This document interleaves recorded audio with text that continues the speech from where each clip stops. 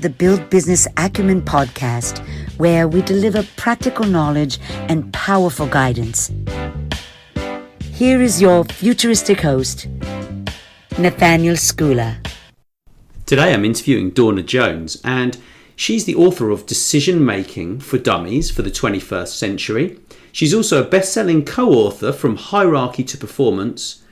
She's unearthing human organisational potential in leaders and decision makers through expanding adaptability. She also runs the Insight to Action Inspirational Insights Podcast. She also contributes to the Huffington Post, hosts workshops and speaks to, of course, transform mindsets and business culture. Well, it's great to see you, Dawna, and I'm really quite interested to hear what you got to say. We've got some fantastic topics we're going to talk about today. Thanks, Nate. I'm interested in hearing what I'm going to say too. And most importantly, we're going to have a fun conversation, so that I hope we are. And I know you know a lot about all of these topics because you've written a best-selling book and some other books as well. And I'm quite interested to hear about the decision-making strategy for dummies, because that's quite interesting. Decision-making for me, it causes me a headache. I mean, when I get too much on my brain, I mean, I'm going through a lot of stuff, personal stuff as well, and business stuff. And working, like people in life, even if you're in your own business or you're not, if you're working within a corporation, you have so much on your mind, and it can be sort of almost debilitating with decisions, because you don't know, do you send that email or not, and where do you start with decision making? Great question. And it's funny because when I was writing Decision Making for Dummies or the proposal for it, I was in California in Ojai, and in some and somebody asked me that same question. They said, what is the key to decision making? And the answer was self-awareness. And I didn't actually premeditate that answer at all, but I realized that when you're aware of how you're feeling, what you're thinking, where your focus is going, what you're feeling in terms of overwhelm or balance or whatever it happens to be, then you can make the decisions that correct the situation, so you can actually make the optimal decision. So I think it's that self-awareness, self and contextual awareness. What's going on for me and what's going on in this environment that's having an impact on me. So it's those two together that kind of have a little bit of a dynamic dance happening. Right. I just put one of these massive sweets in my mouth, so I couldn't help it. It got to the point in the afternoon where I just, I've worked really hard, and literally I just needed a bit of a sugar boost, So with all that said, there are all sorts of different sort of types of decisions that we have to make, right? And, some of them are going to be more important than others, obviously. But so how do you stop the paralysis of like just delaying making the decision? How do you stop that in people's minds? Yeah, there's a couple of ways of answering that. I mean, generally when I look at decision making, I'm looking at it through the lens of biology and what an architect recently called environmental physics, because that helps you understand what are the things that I can't see, how are they impacting my emotions about this. So generally delays, procrastination or delays are going to have something to do with either it's a really low priority that you're trying to make it a higher priority, or it's something that you're somewhat afraid of, and in terms of its scope or its size, or maybe it's stepping outside of the comfort zone, variety of different reasons there. And the opportunity is to figure out which one that is, and then just allow yourself to step forward in the sense of, if I make a mistake, I can learn from it. You can always learn from that. So that's not true if you're a doctor, or an airline pilot. Well, a little bit different matter. But those environments are also designed for mentorship, and so there's always checks and balances in those environments. So I'm talking here about more day-to-day kinds of things where you've got a dream that you've wanted to put into play in your life, and you've been putting it off and putting it off and putting it off, and frequently sometimes what happens is life just gives the option. It gives you a pink slip or something and says, okay, off you go now. and then people realize, okay, this is my chance to do what I really want. Right. So, yeah. Now, the other part of it is overwhelm. And overwhelm usually happens because people are trying to process everything cognitively. And that part of the decision-making, dynamic that you've got going on is slow. It can only handle so many units of data at any given point in time. And so in the world that we live in, which is, complex, moving fast, uncertain, unpredictable, all those things, you actually have an opportunity to bring online more capacity to sense your way through things.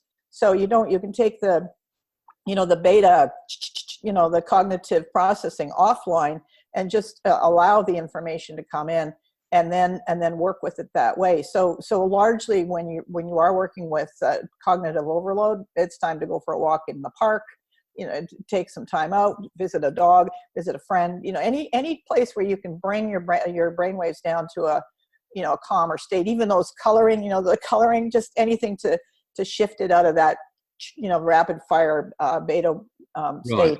Right. And then you can go back and look at it. So sometimes I also use a metaphor. Like I was working with a executive pilot at one point, and it would be more a matter then of just, okay, you're flying over a landscape. How do things look like from that level instead of right on the ground where you're being, dealing with things one after the other. So there's a number of ways of doing it. Yeah, and there are lots of sort of techniques. I mean, I have a coach I've been working with for a long time, and I don't know, probably like about 6 months ago, I had so many tasks to do and so much stress going on that I needed a way of just calming the brain down. So what she said was, right, why don't you just draw a lot of circles on a piece of paper, and every time you cross off one of your tasks or do a task, you just color one in. And I found that really, really useful. At the time it was necessary for me, but I'm kind of getting a lot better now. But it is working out if that task is really important, if that decision has to be made now or tomorrow or whenever. And is it, I mean, how do you decide if something is, important or urgent? I mean, because important things, or say it's not important, but it will become important if you don't do something with it. I mean, I struggle with categorizing the non-important, important, and urgent things. Yeah, that's a really good question, because it's relative to what, is the follow-up question. Is this, because I love that example you just gave of if I make this decision now, then I can offset a whole bunch of stuff down the road. Those ones get typically dropped off, and then organizations are running on panic and or crisis mode all the time, which means the people are running on crisis mode all the time. Yeah. And then that means that people are under stress, more stress than they need to be. So those are the ones that you recognize if you've got that kind of foresight operating, which you can only have, when you're listening to your intuition. That's the only time that kind of signal will wave itself at you, and then okay, I've got to deal with this. Those ones are really valuable to take pressure off you and off of the other people in the world you're in as well. Right. So those ones are the ones you pay attention to. I think there's also, especially in organizations where people are running like crazy to meet targets and deadlines, and it's really just to say, why am I running? Because at some point you're in autopilot, and somebody I was talking to yesterday said it's like being on a hypnotic state for a long period of time. Yeah. You're just hypnotically doing the same thing over and over again. And I think rolling back and just say, why am I doing this exactly? What is the purpose of this? And I don't mean purpose in terms of lower purpose, like I'm doing this so that I get my paycheck, or I'm doing this. And when I say that, I'm referring to the fact that it's meeting a basic need. You're looking at it from a higher level and saying, what is the contribution that this decision is working toward? Is there a bigger goal at stake here? And can I see it? Because generally it helps people to see what the goal is. It helps people to know, am I doing something meaningful or not? And that helps weed out a whole lot of those little micro decisions that will take you there, but may also distract you. And so you can start weaving, sifting those out and looking at the ones that are really pivotal to getting the goal accomplished. Yeah. I mean, I think a lot of people, they spend, they have to actually check their emails all the time. But for people that have the luxury of not actually checking their emails all the time, it's lovely to, because you can look at those emails and say, well, I don't actually need to look at those emails right now. I've got something more important to do. For example, I mean, if someone makes an introduction to you, for example, and you know what time zone they're in, let's give that as an example. Say they're over in America. I mean, I had some introductions from someone who's at IBM today, and she gave me them yesterday. And so now today I've got all the follow-ups from all of those. People in New York are following up before people in San Francisco because they're up earlier. And, and it's like, well, am I actually going to die by not sending that person an email? Is it going to stress me out to the point where actually, if I do it, I'm overworked and I'm exhausted and I'm going to be burned out? Or can I, my brain says, can I leave it a few hours and do it when I've spoken to Dawna? Because my working day, unfortunately, needs to be longer because I have to catch up with these people. So that's how I manage that particular decision, But it's like, for example, I mean, I had people can just take the slot. I mean, like if someone says to me, I sent someone a message the other day. I said, look, I'd like to interview you about sexual harassment, right? Because this is a big topic. And so the lady got back to me eventually. She said, yes, that's great. Send an email to my PA. So I sent this guy an email. And I don't get an email back for it's got to be like a week or something. And I was just like, I'm going to put your content right in front of so many companies.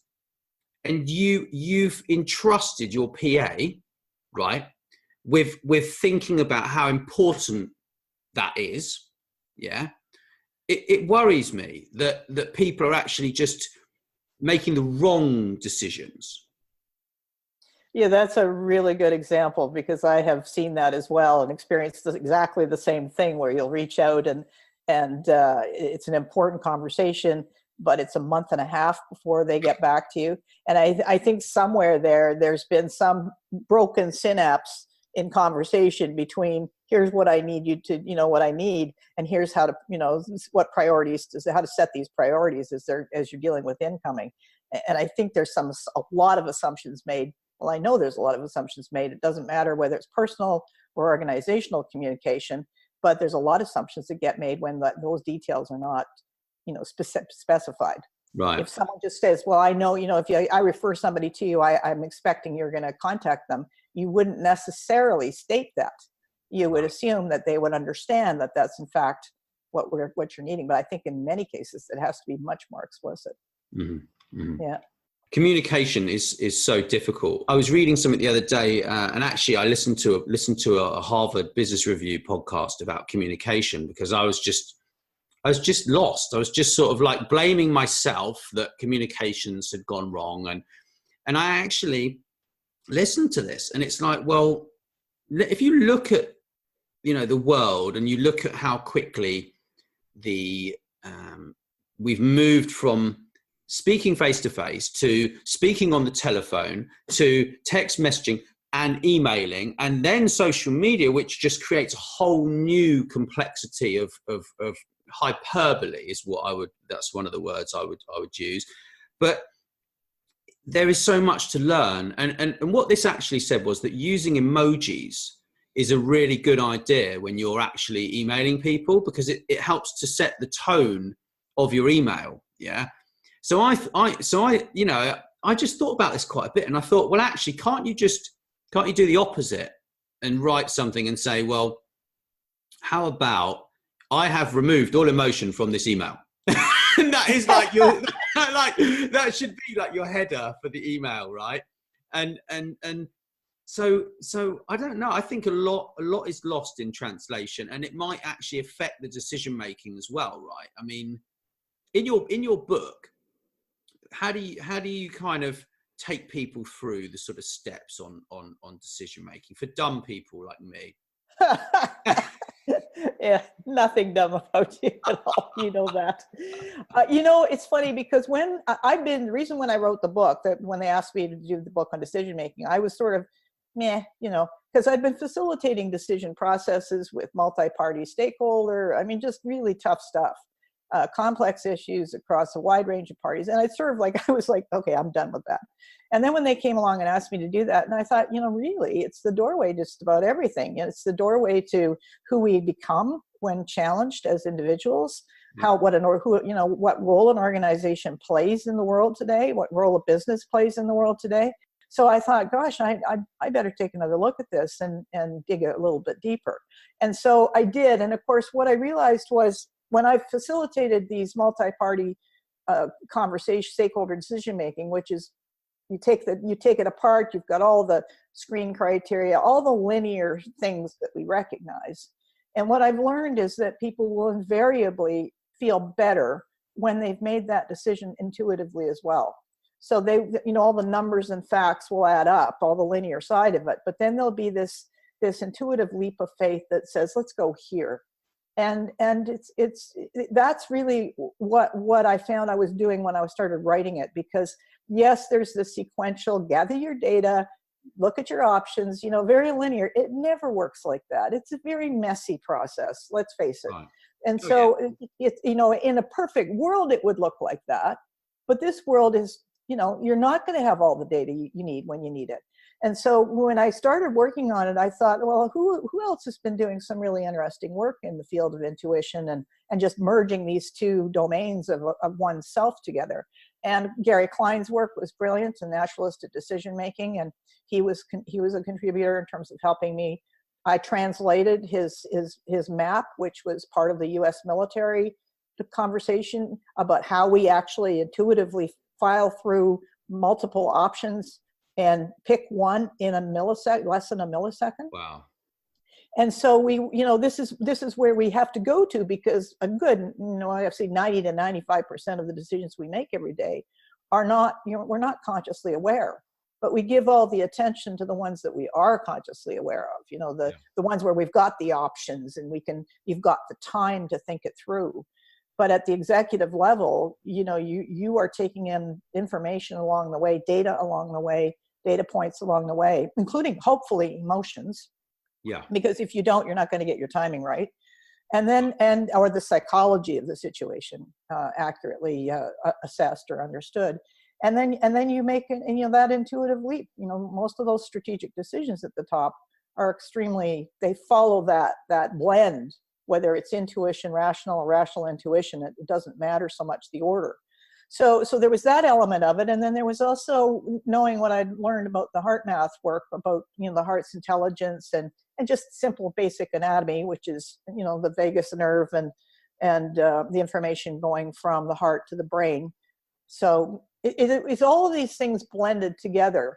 And then what I also added to that was my own experience working with groups on, as I said, tough stuff. But then there's the personal experience, the personal growth, the side of what do you do when you're really challenged, and how does stress take you offline? So naturally that takes you into the neuroscience of the whole thing.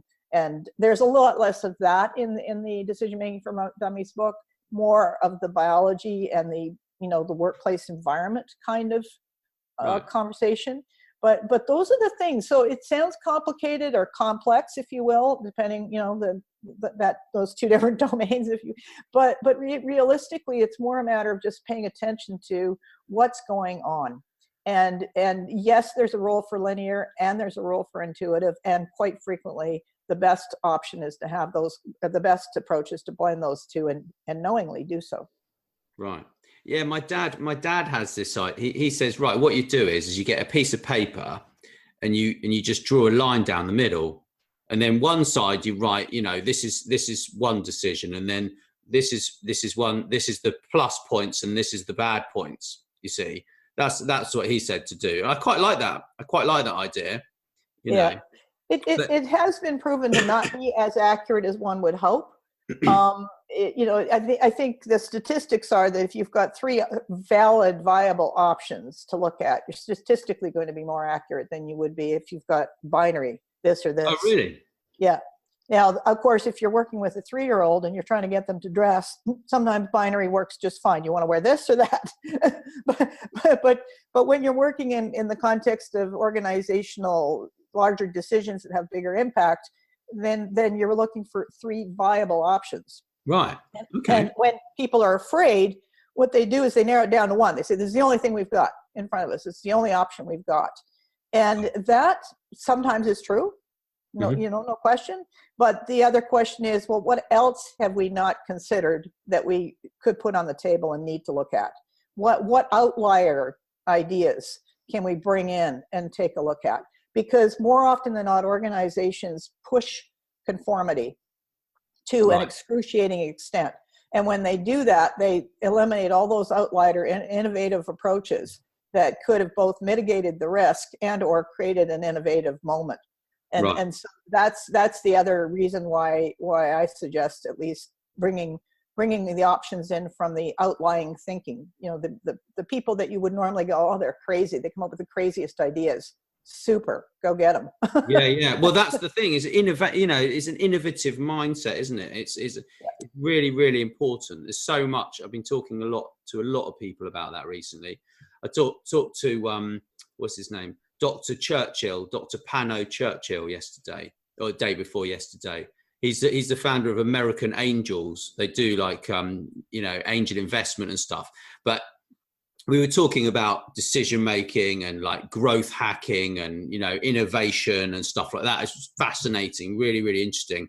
I'll let you know when that's out there. But I think we should move on to the next topic. I know you're also very knowledgeable about organizational strategy management and how strategy changes when there's exponential change underway. And it's like a mindset shift, right? Massive. Absolutely massive. Tell me. How do we begin? I think the simplest way of putting it is that traditional strategy, and I mean, again, I facilitated a ton of that. Traditional strategy is based on here we are now, and here's where we want to be in the future. And then the strategic part is between the 2 goalposts. Here we are now. We don't know what the future is going to look like. You no longer have that goalpost. So what you're doing then is rethinking it completely different and bringing it back down to how can we, what's our purpose? What's our higher purpose? What do we really want to do in the world, making a difference? And of course, if companies are not looking at regenerating the nature systems that they've been drawing down on for, hundreds of years, a couple hundred years of commerce, commercial endeavor, then they need to be. Yeah. Because that is one of the biggest threats we've got, both whether it's climate change or at the top of the list or ecological breakdown. That is a massive challenge for civilization. And so if companies are not looking at that and saying, look, how can we collectively put our wider band of intelligence on this, then they need to be. That's critically important. So I think that's what we're starting to look is these companies that are doing exponential work are thinking way past what am I going to do 3-5 years from now. They're thinking, what is the big contribution? What's the highest, the 10x goal, if you put it in Google or X Prize terms, what's the 10x goal? And then you can bring that back down to what do I do in the next period of time, but mindful that goal is always moving, that there's always a dynamic. And so again, decision-making has always been designed around predictability and linear. If we do this, causality. If we do this, then this will happen. If we do that, there's nothing guaranteeing that. So you really have to pay attention. It means, not falling asleep once the decision has been made, but going back and saying, how did this play out? Did it go right or wrong? If it went badly wrong, we need to learn from that process. Yeah. Not ignore it, not try to pretend it didn't happen or it's not my fault, but more what did happen? How can we learn from that? So I think that's where strategy starts taking you smack into a growth mindset and looks at it very much in terms of what's emergent and responding to what's emergent. So it's not so much not saying, well, there's no plan. No, not that, but it's to say, if you set it, if you break it into goals, then you're adding it, you're working at it one bit at a time. And I hope that distinction is clear, because this is not the opportunity we have today to really look at things and go reach larger, much larger. I think that's where human ingenuity and engagement is really sourced in those bigger 10x goals. Right. So it's really back into the corporate social responsibility, and actually, what does our enterprise want to do, and then actually involving the people externally, internally, to move that forwards, right? I mean, because we can all make a difference, but then you've got an even bigger issue, if you like, which is the governmental level, and you've got countries who are, potentially not actually going to help very much. I mean, we've got Canada, which is doing a great job, right? We've got certain European countries that are amazing in terms of recycling, like Sweden is just insane, yeah. But then we've also got China, who have got all this innovation, and they've said, well, yeah, we can clear up the smog and whatever and create all these amazing innovations, but then they won't sign a document or a treaty to move forward. So then what you're saying is that it needs to be more around the businesses, and what I struggle with thinking about is how that fits in with the government. You see, I think there needs to be more of a collaborative approach. Myself, that's how I'm looking. It would be lovely to have that, but the reality is that Richard Barrett, a colleague of mine, did nation state consciousness. Mm-hmm. And when you look at through nations through that lens, you can see they're not capable, some of them at least, are not capable of making those big decisions. They're not capable of working with complex issues, because they're working at basic needs. They're right. Still working at that level. And so, which is totally fair.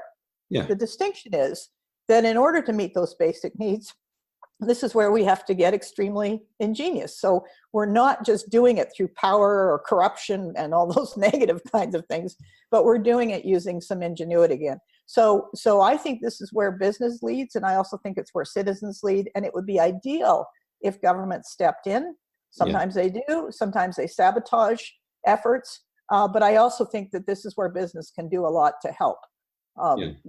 Ensure that or mitigate that risk. It doesn't mean it's going to be perfect. We've got nations that will trump that as well, but it still means that we've got the opportunities to try something else.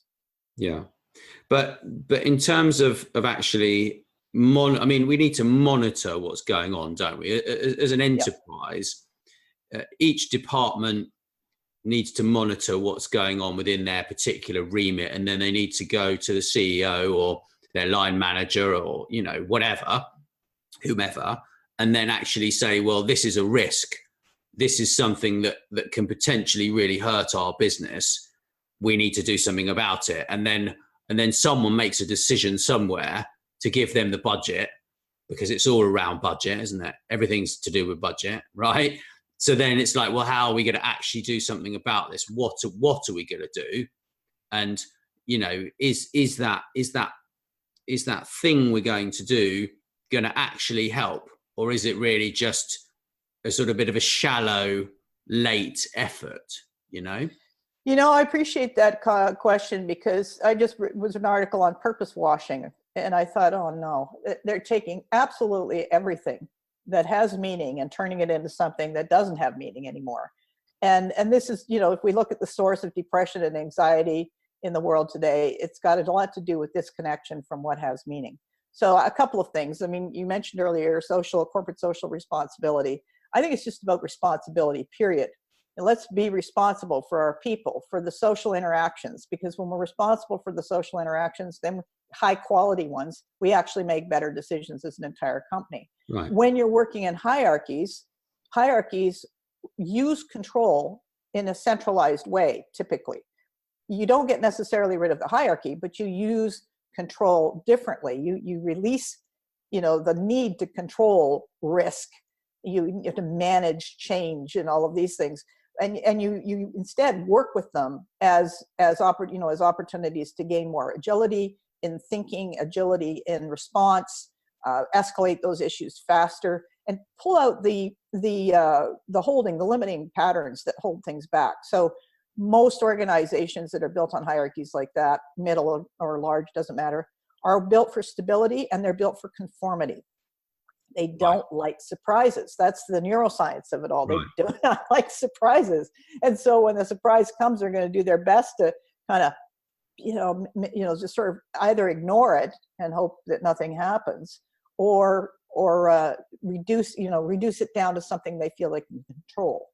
And that's kind of like, in terms of personal growth for business, that's like completely walking away from the opportunity to make a big jump in contribution, in role, and in profitability overall. Yeah. So I'm trying to offer a different way of seeing that, because I get it. What you're referring to is a kind of innovative thinking, isn't it? Really, it's a mindset of growth, which just enables people to take the right ideas to the right people, and those people will in essence, they will listen to those ideas, and if they think that they are really going to make a difference, then someone's going to do something about it quite quickly. I mean, it's really about being more Japanese in management style, right? Like more consensus instead of kind of, yes, there's a hierarchy, but there must be a communication method to get from here to there quickly. Yeah, that's true. And again, in hierarchies, which you've also got, are people who associate leadership with authority. And so they will use that authority to make themselves feel better about themselves on whatever level of need is going on for them. Right. And that's the other opportunity for growth in this. So that if someone raises a risk, then whistleblowers, that whole scenario, whistleblower, is a tremendous opportunity to see what happens when you raise a risk and the system pushes back. The system meaning this loyalty to the way things have always been done, that pushes back. And I think this is where self-leadership is critical.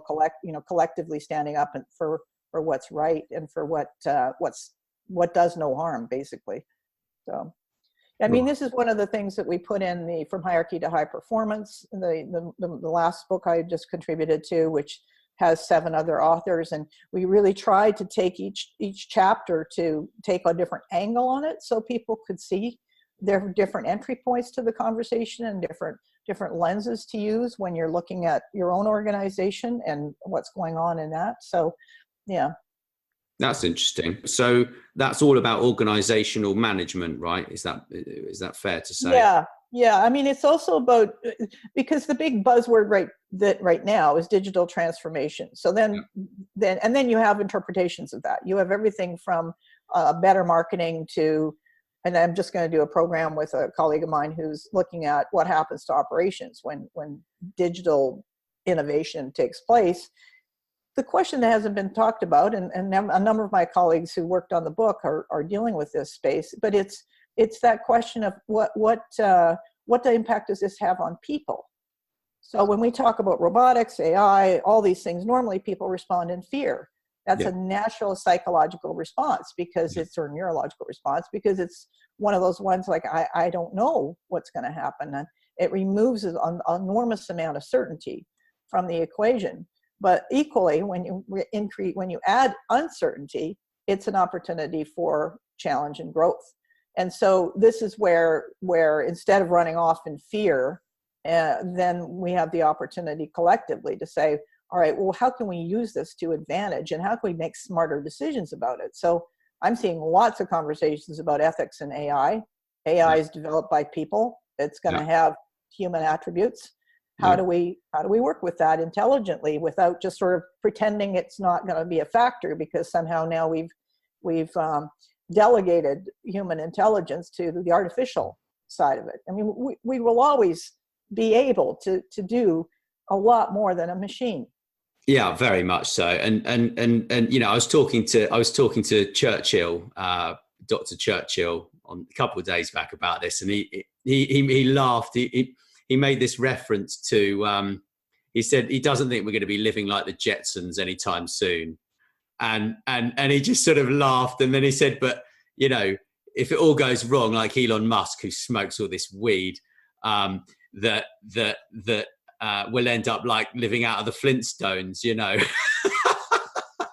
That's great. Which I just thought was priceless, absolutely hilarious. But there's far too much hype around AI and all this. I mean, I talked to a lot of machine learning experts, and you know, one of them was saying that he gets approached by like top CEOs that come up to him and they say, "We need AI," you know, and he's like, "Well, what do you mean?" They're like, "Well, we need AI," and he's like, "Well, yeah, okay. Well, do you realize that, you know, you're going to have to increase your staffing by 2 times as many to actually get that AI to work for 2 years, yeah, and then you might be able to reduce or at least change your workforce, yeah." And he just laughs. He's just like, these people just don't have any idea, because the hype that has been generated by tech companies does not explain the fact that if you want to streamline something, it's a very specific process. If you want to get a race car to drive around a track on its own,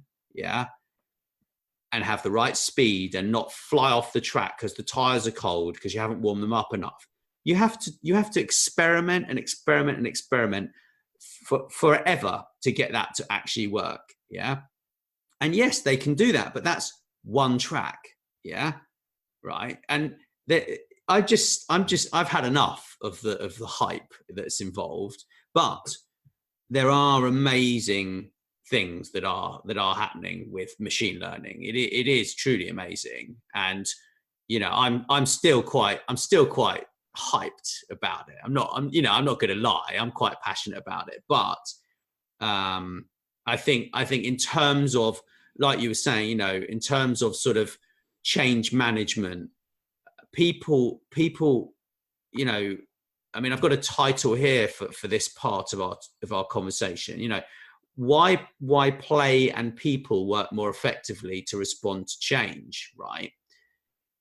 And I mean, I think if we're playing and we're working at the same time, yeah, work-life integration. I was talking to Mike Tobin about that the other day. He's got a book about literally work-life integration, yeah, and I think that's the major issue is that we don't really know what it looks like yet. We're quite scared because at the moment we seem to be working more than we were working before all of this stuff started happening. And I think it's like this pendulum swings. And at the moment, you know, we're sort of over there, but actually when the pendulum starts to swing a bit more slowly and it ends up in the middle, everything will sort of be a little bit easier for people. At least that's what they promised us at the beginning of the Industrial Revolution. You know, I mean, what's happened with that? How are we going to do it? Yeah, exactly. And I mean, I find it ironic. By the way, you've got somebody in the UK, Robbie Stamp, who I've interviewed on my podcast about AI and ethics. Oh, really? And he breaks it down beautifully, because he sort of specifies the areas that we need to pay attention to if we're going to actually use AI to advantage. Okay. Because equally, you can see the ones that are based on the movies where the machine we built is going to get rid of humanity because it's the superior being or whatever. But we've got the opportunity to do things quite consciously and be aware of it. And that means, for example, when we're talking about AI and robotics, we're not using a fraction of the human talent in our organizations. That's why the engagement statistics are the way they are. And yet we're off trying to develop a whole bunch of things that will augment human contribution without necessarily knowing how to tap into the contribution we've already got sitting there on idle for the most part. So I think we've got, when people listen about AI and robotics, I think they need to be extremely mindful that they themselves are a massive, like all of these can open up opportunities for them to contribute at much more fulfilling levels than they currently are. And I'm hoping that they don't do something stupid like introduce robotics into medicine and remove the intuitive part, because that is the part that frequently saves lives, where the diagnostics fail there is always that undercurrent of intuition that pulls out leaps of diagnosis, if you will, that allow for a completely, more accurate approach. So I think we've got lots of opportunity here when AI or robotics come up. We just have to be not in fear around it, and to recognize that there is places where we need to be cautious, and we need to pay attention, and we need to ask a lot of questions and invoke our curiosity, and then decide how do we want to approach it, as opposed to just falling into it and letting it run the show in the end. Yeah, well, I mean, what Dr. Churchill and I were saying was, he shares my opinion, which people actually forget, that let's just imagine that in 10 years, 20 years, 50% of the population don't work. Yeah.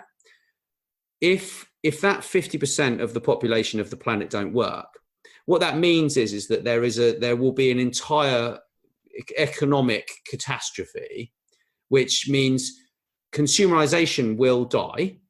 Okay. So all of those companies that have brought AI in and they've got rid of as many people as they can, without having an ethical approach to, for instance, charitable donations, or letting people own a share of their business, for example, when they promote it, just as an example, then that will kill consumerization altogether, and then those companies will die. So it really is in their own interests to think about this in terms of the change management that we've just talked about, because that's just like the biggest threat. Yes, we've got the climate change, which I believe can be fixed. I think we need more information on it. I think that we need to know how many trees we need to plant, and if planting those trees will actually do as much as we hope it would do. Because there's trees, and there's also sustainable building. Then there's obviously electricity and where it comes from, and then stopping using oil and whatever else. But it's like we need to have a total data led approach to actually working out what on earth's going on, and what that effect of the change that we're going to have on that business is going to do to the people within it, and the people who are around it, and their families, and the world as a whole, right? I mean, that's kind of sums it up. Yeah, it does beautifully, because it brings it right back to what's our impact on people, on the ecological systems that support us. It brings that responsibility right back down to what impact are we having, and where do we need to be much more responsible in our decision making to take those impacts into account and design for better outcomes. Yeah. It's certainly going to be a very interesting few years. It's very interesting now on a theoretical level. I mean, I think, a lot of companies have started the AI arms race. China has at this point taken some of their test cases, and they're actually ramping up the usage of those AI machine learning software tools, whereas America did not invest enough or as much. So they are in essence just doing the trials, but that's not far behind. I mean, I think that China will have wasted a lot of money. There will be a lot of wasted AI experiments from people that just took the funding and hired a few programmers. But I think that there are use cases which are very, very helpful for the world. I mean, if you think about counterterrorism and actually what AI can be, people don't even realize that when they go to the airport, they're being monitored by AI, and if they look suspicious, that computer will flag them up, and then someone will speak to them. They don't even realize that. Yeah. They don't realize that in the towns where they are walking around, that they are being monitored by a computer, because it's not possible to monitor all these computer screens, one person or 10 people or 20 people. There's too much space.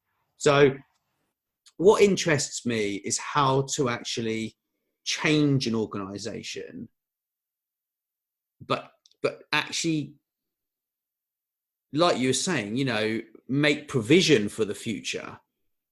And it's for the leaders or for anyone involved, it's difficult, because it's the people who say, look, I think I've got this great idea where I could use a software tool. I know what it needs to do. Okay.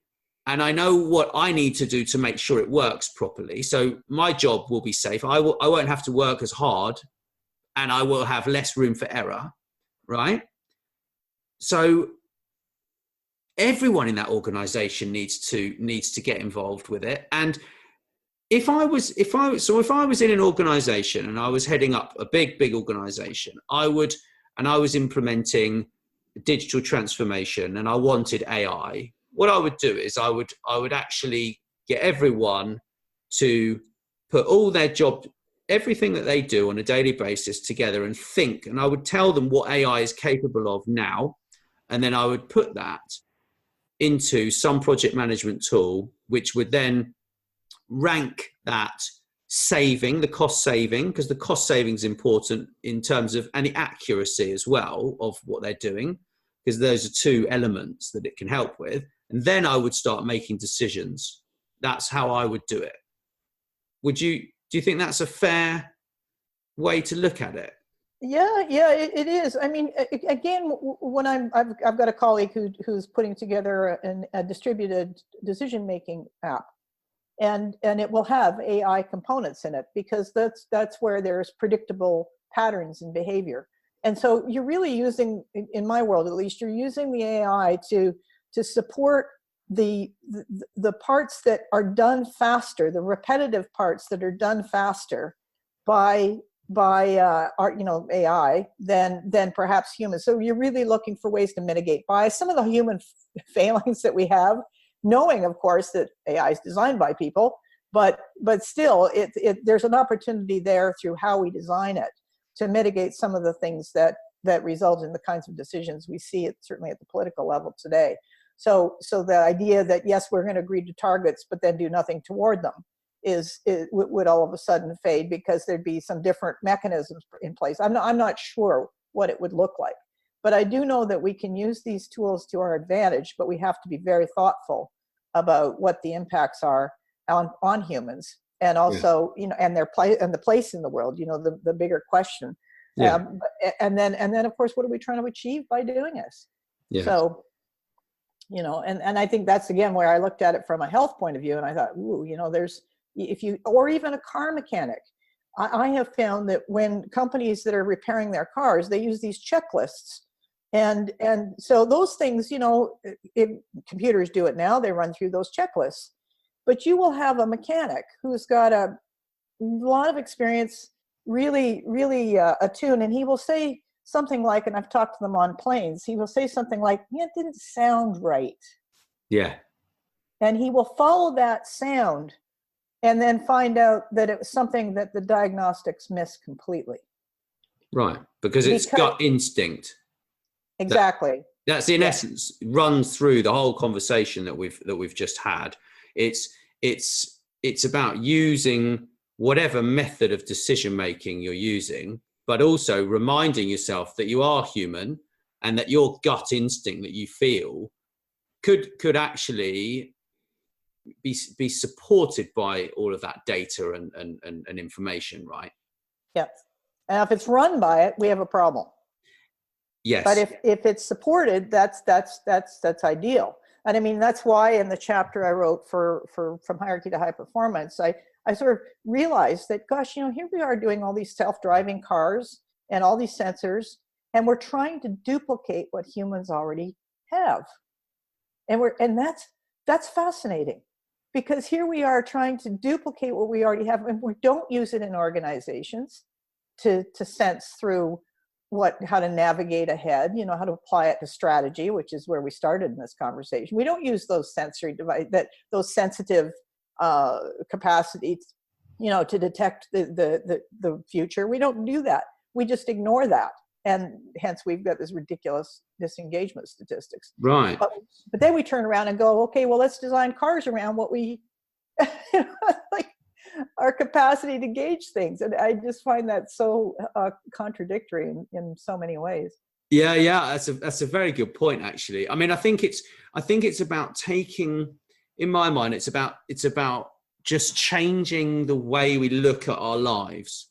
So if you can imagine, very few people will have an office. Yeah. If you can imagine that our cars will become our offices. So having a self-driving car is a necessity as opposed to a car just for fun or just for get to A to B. It's like, well, you need to have one because that's your office. So then the car will drive you and it will arrange meetings for you with your colleagues and whatever along the way. So you could, and it will change those meetings based upon traffic or lunchtime or whatever other meetings your system puts in for the diary, right? But what you said there was quite interesting about emotional, social, intuitive intelligence and the role of sensing over thinking is what you were sort of talking about. And I'd like to hear more about that, actually. Well, I mean, I'm not the only one talking about this, but it's very much, how can I say, there's so much data in the workspace. There's so much data in the world today that if you have to be very mindful of where you patch in, where do you focus, what do you focus on? And so you're always taking this data in, whether you know it or not. There's plenty of research out there on that. HeartMath has done probably done the best job of putting it all together. And some people go, oh, well, I don't like that research. Well, that's okay. But I can tell you from someone who's quite sensitive, energetically sensitive, it's accurate, because when you go into environments, it's very easy to detect what the emotional social safety is. And you can tell by the decisions, you can tell by the spirit in the workplace. Do people care? Do they reach out? Do they keep to themselves? There's all of these signals that tell you what's the health here, what's the well-being of these conversations, what's the quality of conversations that can be had here. Can they ask the difficult questions and not fear that they're going to lose their jobs? Is it a place where you can actually just put out boldly, look, here's an unethical, what we're doing unethically? If they could have had that conversation in a company like Wells Fargo, for example, where that was just a nightmare, and they couldn't see it at the top, but you could certainly see it at the employee level. Right. So can the employee then say, look, this is what's going on. I can't breathe at night. Right away, there's a signal there. This is all the data that tells you, what are we doing here? What's going on? And if you can detect that at the whatever level, if you've got a distributed decision-making process throughout the organization, much better, because then it's faster response. You can waive those alerts. But if you don't have distributed decision-making, then you have to have people who are in those centralized authority positions who are extremely solid as humans. Can you explain what distributed decision-making is, please? Well, I mean, basically the premise behind that is that the person who's best equipped to make the decision is the one closest to what's going on. And okay. and that really gets rid of the bias of I'm going to make a decision on your behalf, but I don't really know what's going on. I'm working with marginal data, but I'm the one who has the authority to make that decision. So I'm going to make it, and I'm not having a clue. And there's no shortage of commentary on the senior top 4 levels of management don't have a clue what's going on past those top 4 levels. So they're missing all of this information. So it basically says, look, we're going to distribute the decision-making to the level where it makes the most amount of sense. And I mean, certainly they do that in construction when you're building something. Good idea. Yeah. But we don't do that in organizations. So this is where you gain greater agility, because you're giving the decisions back to the people that they're closest to it. They have the data. They might have in self-management governance models, they might have commitment agreements, as Doug Kirkpatrick, my colleague Doug Kirkpatrick, talks about, where you know who you're committed to go and see in order to consult on specific decisions. So it really, that's what we're talking about here. Taking sensory means taking into account the emotional, social, and the ecological, what's our relationship to things, communities that we're in, the customers that we have, what's the bigger dynamic? Because otherwise these companies spend too much time focusing on inner goals, forgetting that they have a wider they've got customers to pay attention to, and even more importantly, society. So it's a very big container, shall we say, that goes from the planet right down to every decision in every company at every level. Right.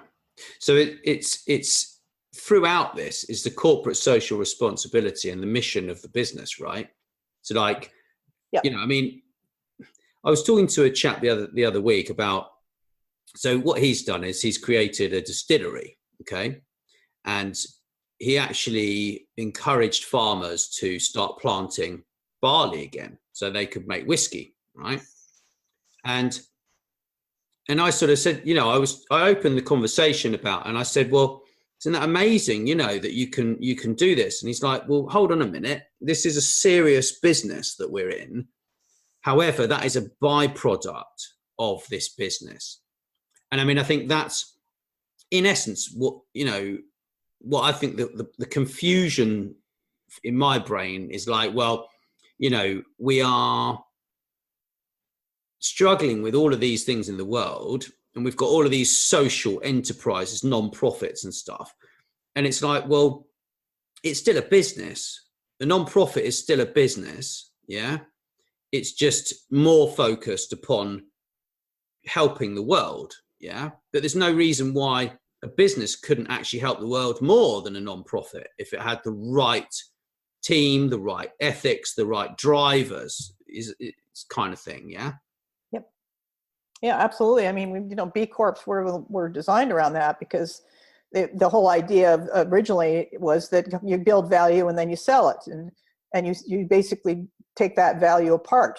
And the goal was, well, why do we do that? Why are we doing that? Why don't we build something that has legacy to it? It has greater value. So, B Corps came up around that, and then ran into the legislation that said companies can exist for profit only. They're not allowed to do anything else. And so that legislation has been systematically changed as a result of that initiative. But it's not the only one. I mean, there's the book that I often reference, or the research I often talk about, is Joseph Bragdon's LAMP index, Living Asset Management Performance, which is a research index. And he's covered, the most recent is in companies that mimic life. And that is companies that our management model is organized around, I call it biomimicry management, but it's really around living systems, understanding that organizations are living systems. And so there are ways that those organizations behave collectively, internally, and in their relationship to customers. They see not just customers, but ecologically, on a much wider basis. They're more responsible for every part of their operation.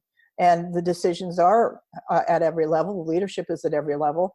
And so I've written about that on the Huffington Post, and I've also done a podcast with him. But then there's the book, and that is an investment portfolio. And out of that, he pulled these 7 exemplar companies that actually understood what they were doing and have succeeded in embedding it even further. And those are the companies that I see when I go to the World Economic Forum. I see those companies taking the leadership role in doing good things. So it is business with benefit, wider benefit, and it does go far beyond social responsibility, CSR. That's just a nice department. And if they have that department, then there's a good chance they're not doing it they're not approaching it holistically. They're just sort of making it the lingerie department, or they're separating it out into these divisions. Do you remember hearing about that person who was at NASA, and someone approached them? I think they were actually the cleaner, and someone I forget if it was a lady or a gentleman, and someone said, "What are you doing here?" And I'm pretty sure it was a lady, and she said, "Well, I'm helping to put a man on the moon." So it's kind of like, what needs to happen is what you're saying, right? Is what I think you're saying, is that the responsibility of the business needs to actually be communicated properly all the way through, from the ground all the way up, so everybody actually knows what on earth they're doing there and why, right? Yep, absolutely. I agree. And I also think that when we were talking earlier about overwhelm and some of these other things, I also think organizations have made it harder for themselves, because when you are looking for, to make these big jumps in vision and contribution and value, then you give a higher beacon. But a lot of organizations have got like hundreds of KPIs. They've gotten completely absorbed in so many KPIs. Why are we measuring all these things? You actually simplify. How are we doing by 1 or 2 or 3, you shorten it up considerably. And then you can remove a whole lot of complexity that you've created that honestly isn't serving that much of a purpose. Right. I did an interview with an energy company in Norway after I went to a Beyond Budgeting. I spoke at a Beyond Budgeting roundtable conversation in London. And then I interviewed someone from that company later who had gotten rid of the budget in that company. And what they discovered was that when they were budgeting, they were spending 80% of their time looking backwards, copying stuff and putting it forward. And when they got rid of the budgeting, their focus shifted forward. They flipped it. Wow. So, if you've got a company that's got a lot of, massive budgeting processes, there are other ways of knowing how you're doing. And you really have to be observant and say, which way am I pointing? Am I pointing behind or ahead? And in today's world, if you haven't got 80% of your resources pointing at minimum forward, then you are going to get blindsided, because the past does not determine the future one bit. And that goes back to what we were talking about with respect to strategy. Oh yeah, definitely. So with corporate social responsibility, why it isn't a department or a tagline? Like why is it? So it's more than a department, right? Or is it not? It is a way of thinking. But it should be, but it isn't. Is that what you're saying? Or in some instances it is, in some instances it isn't. It's going to depend entirely on how the company lives it and why they decided, what they believe about the role of that particular function. So if they believe that function is something that is integral to their success and sustainability as a business and role and wider contribution as a company, either through socially or ecologically, then they will see that will just be a way of tagging someone, a label, if you will, right. but how they perform will be distributed throughout the entire organization. Right. If they believe it's a trend or a fad or a pendulum swing, as I heard somebody comment on when I was in Davos in this January, then no, they're just using the title to sort of say, look, we're doing this. We've got this report we put out just every year. Make more money for the shareholders, right? Yeah. And that's where that article that I read on purpose washing came out as well. Same idea. We're going to sound like we're doing great things in the world, but realistically we're not. And, the only people you're fooling there are yourselves, because your employees know, and they know whether you're on track or not, or whether you're genuine and sincere and how committed you are to being of service to the world. Yeah, well, it can be, I'm sure, demotivational entirely for people in an organization. It's got to be pretty awful,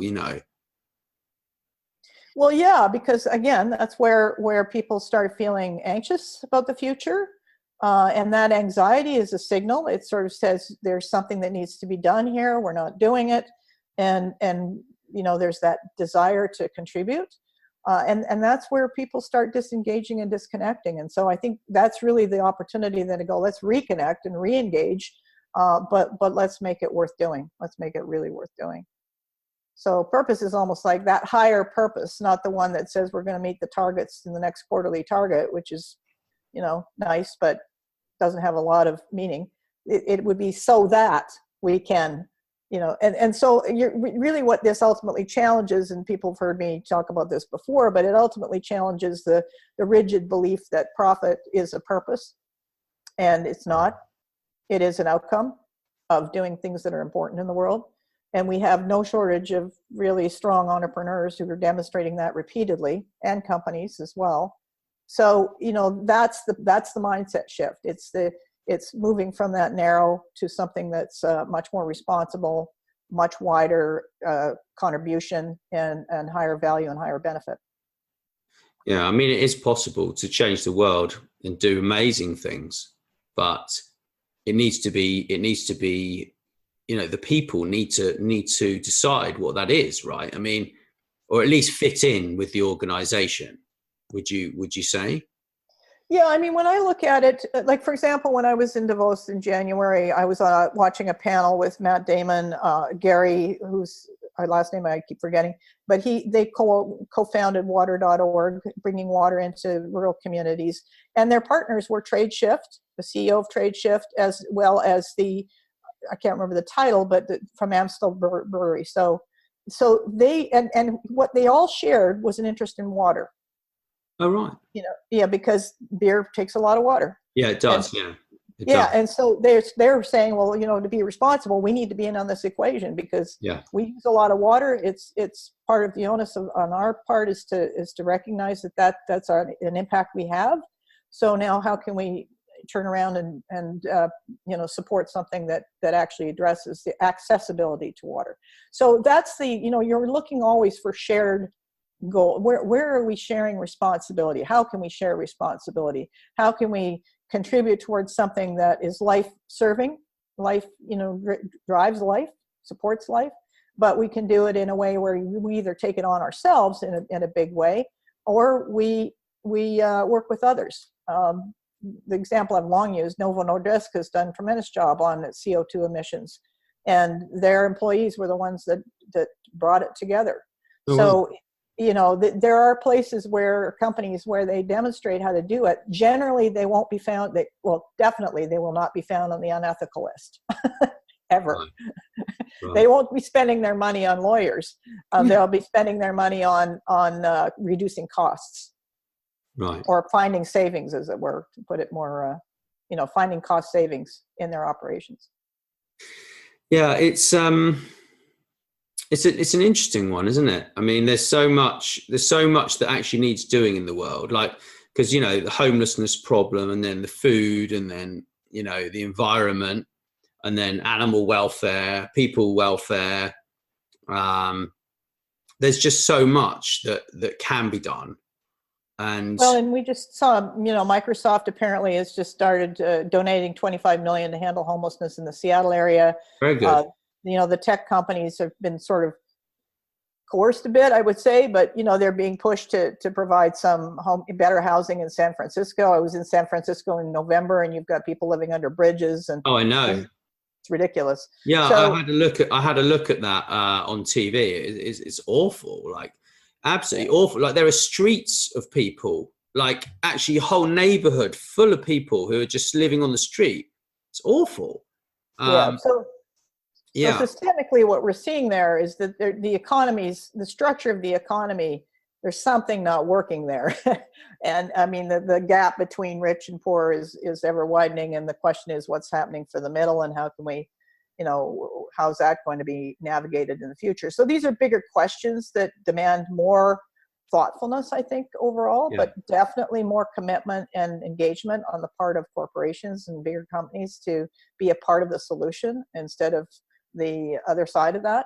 So I think this is what makes the whole idea of working with adversity as a growth, a means to grow, both in terms of how we see things, how we use adversity to reach more deeply and use those to create better solutions overall.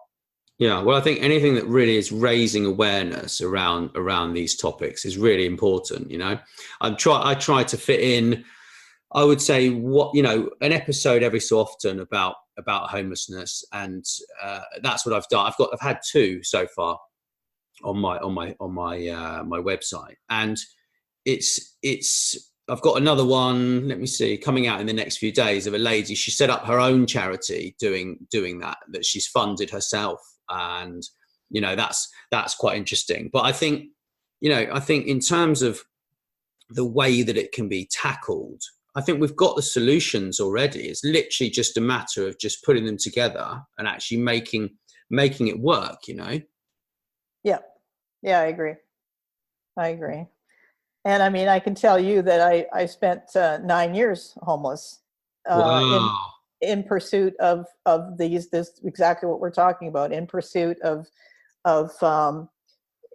widening the consciousness of individuals, but also companies, and taking on a deeper and wider role. And I think now we're at that place where we can have this conversation. I've had a home now for about almost a year, not quite, but getting there. But I mean, I ended up there because I was aiming for something that the world wasn't quite ready for. And I worked hard and, believed that would be the way through. It wasn't. Yeah. So and I've learned a lot. I've learned a lot about the skills that it takes to rise above and transcend adverse conditions. And, it's been a tremendous learning experience, but it is. Yeah. Yeah. So pain is unfortunately the best teacher, isn't it? And we either learn from other people's pain, or we end up just learning from our own, and it's very difficult. It's very difficult. Life at times for people is very, very hard, and anything that companies and people can do to help others is fantastic, and there are loads of great things going on right now for homeless people. I was talking to a chap the other day who he's created a QR code payment application that it goes around your neck on a lanyard, and then people can come along with their phone and they can actually pay a bank account which is linked to a care worker. So, because you see, there's a big disconnect. There's a disconnect between, you give people money on the streets, you don't know what they're going to spend it on. So then you stop giving people money on the streets because you feel that they're spending it on something that they shouldn't be spending it on, right? Because that's generally the way that our minds work, a lot of people. So then you think, well, okay, so what if I did give this person some money and they had someone who was going to help them to spend it in the right place, which is going to get them back into the career that they could have, because actually everyone has skills. We all know that everyone has skills. And it's a matter of, I think, really encouraging people to, recognize that they do have a genius quality within them. Like there's a movement called Genius Hour in schools, which is a friend of mine. She launched that. I think it's in it's like 26,000 classrooms. So it's like over 2 million children are, for 1 hour a week, doing something genius. Yeah. They've passed 120 laws. One girl who's 9 years old, she actually created 11 orphanages in her country. Like the stuff that these kids are doing, and they're not even 10 years old. And it's like, we need to embrace these sorts of things so that we can actually avoid this potential car crash that will happen to us if we keep suppressing people. Because everybody, even if you're in an organization and you're not feeling valued, right, that's perfectly normal to not feel valued. But actually, we need to change that. And we need to actually make those people feel valued, don't we? So that then they can create better processes, and then they can, find some machine learning to replace some awful things that they're having to do in their job that they absolutely hate. And that would improve their lives, because 60% of their time is wasted on that particular work, just as an example, On to people management. Trust versus controlling, and the difference between autonomy and chaos.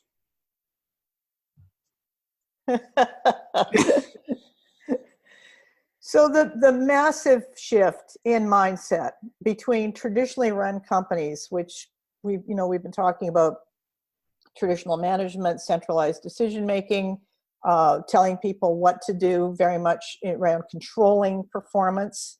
So there's performance management systems and all of that stuff, to the other side of the spectrum, which is the self-management, commitment. Actually, there's more structure in self-management than there is in the centralized control system. But the point being that in those kinds of environments, in the newer, more agile adaptive organizations, they're running on a higher level of trust. They're capable of handling the tougher issues. They're learning constantly. So even when something gets thrown at them that is unexpected, they use it to learn and expand and grow. So you can appreciate the personal shift that goes from traditionally run, where everything is based on authority, and controlling, or criticism is considered feedback, which it's not. Conformity, all of those kinds of things. Then switching to something that's more open, more fulfilling, more trust based. It's a real mind mess. Right. And so I put the chaos part in because some people, I'm doing workshops now on navigating the messy middle, and that's the part that's in between. And this is really interesting because when I watch the dynamics happen in a lot of these environments, what they're doing when they get to the messy middle is defaulting back to the command and control behavior. It's nice and safe. It's familiar. It's comfortable. Right. Okay. And that's where, if you're sort of keeping an eye on things and you're seeing, okay, we're slipping back here. Criticism is being assumed to be feedback, but it's, having the opposite effect. It's suppressing contribution. Yeah. Then you call on, you're actually having this shift because it is such a, so there's a lot of, certainly my experience with being homeless for 9 years, that changed my brain around a whole lot, because you have to move from thinking you're in control to recognizing you don't have control. Right. And what you can do is control your response. You can work with what shows up. You can accept what's in the moment. You can be present with what's there. You can be mindful of what you're thinking, how you're feeling. You can do a whole lot of things, but it's not going to involve reaching out and finding a tool and plugging it in and playing and thinking that's going to fix everything. So within that chaos of the messy middle, there is an emergent order that can shift toward trust, can shift toward greater capacity to learn and work with the unexpected. If, in fact, you seize that moment, you recognize that that's the direction you're heading in. So I think that this is right now, without question, the biggest challenge we have for all economies in every nation is to really recognize that shift is essential. We're not, it's moving away from. And it's not, it's not so much, there's no loss around it per se. There's always that fear people have of, oh my gosh, I'm going to lose control and therefore chaos will result. No, it's changing completely how you use control. Right. It's not a matter of throwing away control so that everything goes, and you watch the press do that. In fact, the press coverage of Zappos when it early took on holacracy was hilarious because it was like, oh, how can you possibly do that? If you let go of control, then everything must fall apart. No, it's not so much. It's about controls, not controlling. It's about, it's about using, self-control over trying to control others. It's using diverse perspectives and views to make something better and different than you would have if you just had one dominant view. So, I think this is really the key to being able to handle anything that shows up right now, anything from natural disasters to AI to robotics, to any of the other exponential trends that are underway. It's to know that we are each capable of working with what shows up in a positive way. You may not know what that looks like when it's finished, but you are capable of doing that. And so that's the part that I think is being called out in terms of self-leadership, organizational leadership, and transformation toward those kinds of ecosystems of learning and performance and creative contribution that will be able to tackle pretty much anything we put in front of it. That is put in front of it. Yeah, I think it's quite exciting, really. If you because a great leader wants to create more leaders. They don't want to be a manager, do they? It's the difference between being a manager and a leader, right? It's a big difference, isn't there? Because sure, you can still have good managers. There's nothing wrong with being a manager, is there? But if you can give people autonomy to do their job the right way and actually make it work, then the motivation goes through the roof as well, doesn't it? Yeah, absolutely. And I think, I think this is a point that a lot of people are wrestling with is, especially if you're a manager, it's like, what does that mean? I'm redundant, or what happens to me? Well, certainly from a financial point of view, there's been the math, I think, that has been done on the cost of management, and it's, expensive, extremely expensive. Mm-hmm. But the other question is, what role do you play?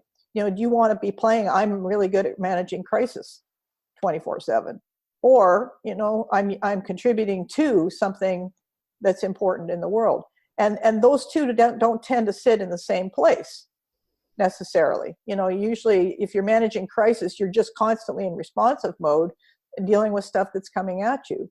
But if you're working towards something bigger, then you're very much creatively focused, and it uses more of a spectrum of intelligence than you would use in pure crisis mode. So I think this is, where we have to rethink how we frame up this role, and certainly how it's delivered is more in terms of engaging others as opposed to trying to control others. You might serve as a mentor, but you're not necessarily the boss. And to be honest, this stretches from companies of 6 to 6,000 to 60,000 to, pick a number.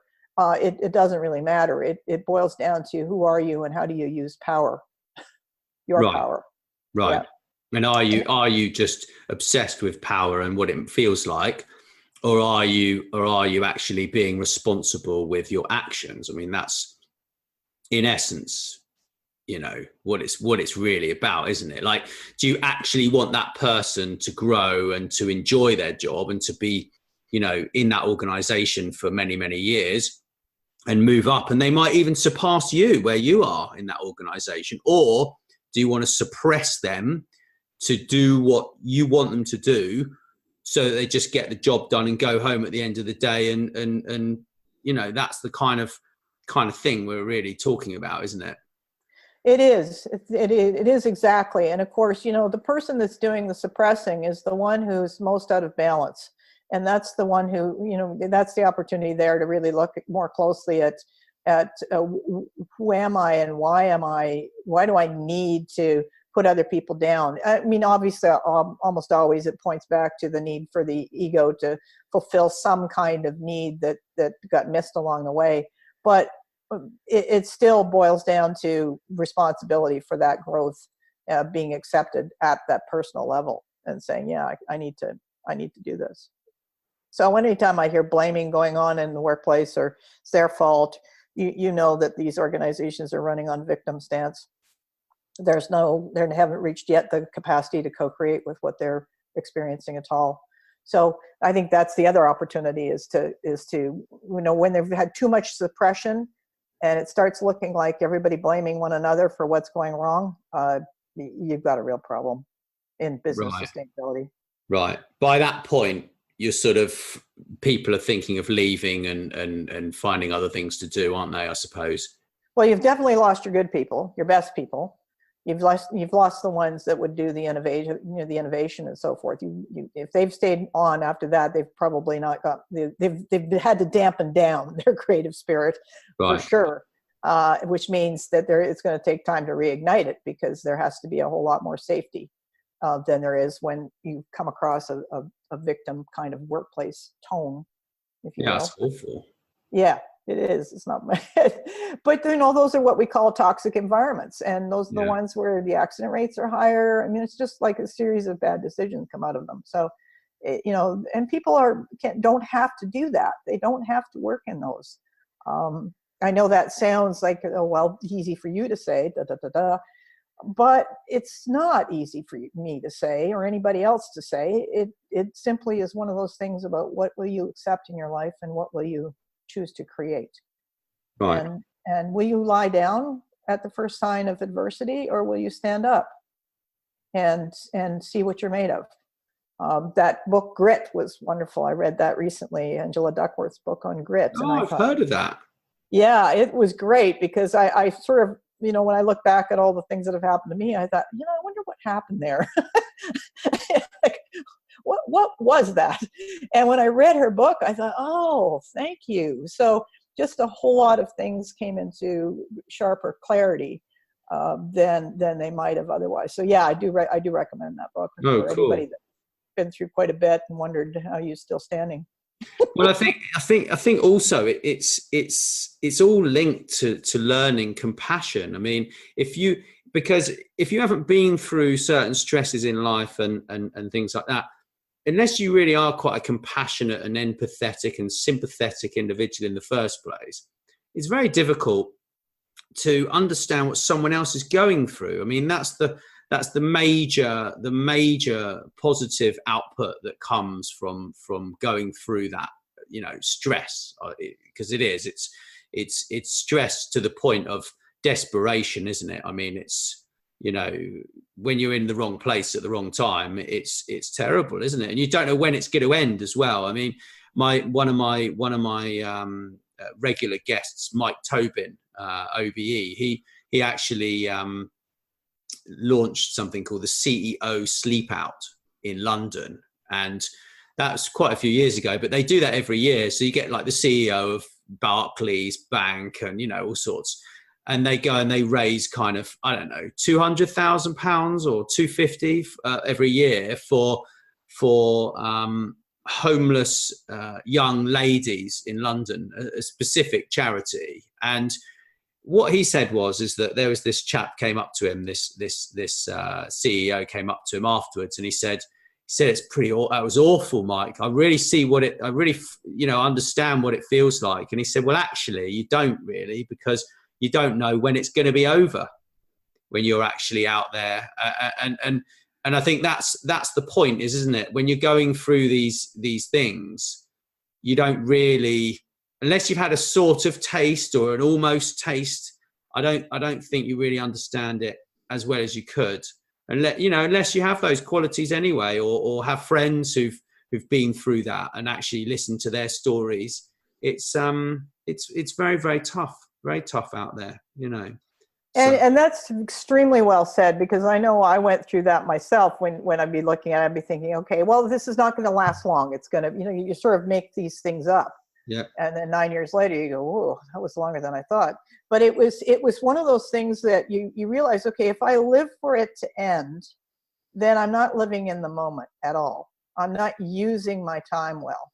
And I need to, if I'm here, I might as well experience being here. Yeah. And understand what that value has for me. Yeah. And so it's funny, because now I can look at it and go, okay, this is about being present. Now, but the concept of being present, when we talk about it in workplace, is sort of like, sounds a little fuzzy and everything else. But it's not fuzzy when you're sitting across from somebody and talking to them and talking to them and then looking at your phone.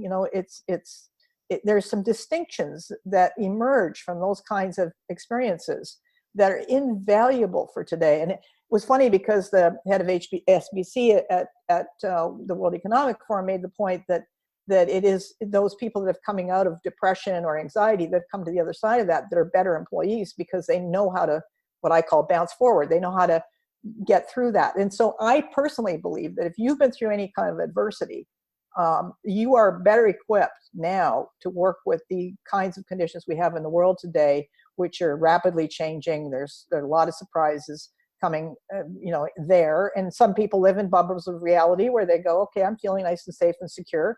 And that may change tomorrow morning. Yeah. We don't know. And so, but it's that background, that experience with adversity that allows you to know that you can actually work with whatever is going to show up. It's possible to turn the worst into a better experience. And yes, it's not easy. Like a hockey player say that to me the other day. He lost everything and he was in an absolute mess. And he said, it's not easy. And I'm pretty sure that, becoming a hockey player wasn't easy either. But that doesn't make it, it's almost like if it's not easy, it's worth doing. Because that's how diamonds are made. Like, it's like going through adversity is just what you become from the other side. You just become a much more, I've stopped talking so much as well. Like, I can sit there and I'll listen to people, like in a social situation, and they talk about things that I was talking about 2 years ago. And I just sit there and I'll listen to them and I just sum up what they're saying in like 1.5 sentences and then just shut up. Yeah. It's just really funny that you just become a different person. You listen more, you become just more I suppose, more worldly, really, more understanding of other people. And that's the problem is that we're kind of lost in our own selves, aren't we? As opposed to understanding that people think about themselves like 95% or whatever it is. I forget the percentage, but it's over 95% of the time, isn't it? I have not heard that, but I'm not surprised. Wow. Yeah. So the way I look at it is if you can kind of just fit in with that 95% that they're enjoying of themselves, then, you're going to have a much better relationship with them, aren't you? I mean, that's in essence what it is, isn't it? It makes sense. And, the other part of this that I find interesting is when you look at some people that are acting out badly or they're just not coping overall well, there is a point where people kind of want to pull away and leave them on their own and just judge them or put them in a box or a label, give them a label of some kind and stick them there. But in real terms, it is where we have compassion for the human condition. This is where we have to sort of say, that could have been me yesterday, or it could be me 5 years from now. It could be me. Yeah. And so can I have compassion for myself in those moments?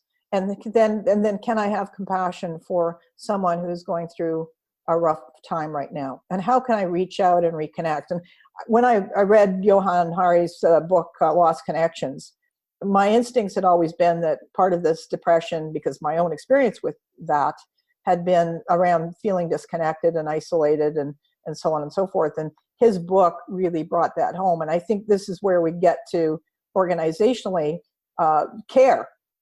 This is where care comes in. And this is where we actually reach out instead of shrink away and label them and do that. You step back, you step toward, and you're clearing your mind and working with your heart more directly. And I think that's where we've got hope. Fantastic. Yeah, I think hope is definitely there. And I think there's so much more awareness around this now, around depression and homelessness, and people are becoming more caring. There's no doubt about it in my mind. But it's been such a joy speaking with you. I really appreciate it. And if people want to get hold of you, how do they find you? Thank you, Nathan. See, I'm experimenting with your name now. I've got so many options. From insight-to-action.com is the website. I have to say it's under construction, so I don't really know what shape it's going to be in, but when you get there. But I'm also on LinkedIn under Dawna, D-A-W-N-A-H Jones. So you'll find me there, and Twitter, EPD_Dawna_Jones, and Facebook, but less so. So those would be the main ones at the moment. Thanks so much for listening. Please subscribe, and wherever you prefer, share with your friends. And if you enjoyed the show, drop us a review on iTunes or wherever you listen.